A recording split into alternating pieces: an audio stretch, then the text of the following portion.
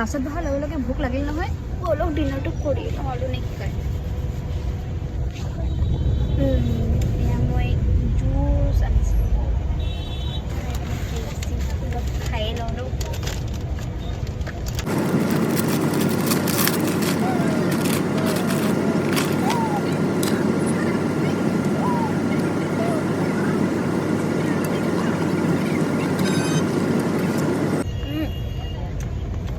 movie চাই চাই খাবলৈহে মজা বাছত বহি ন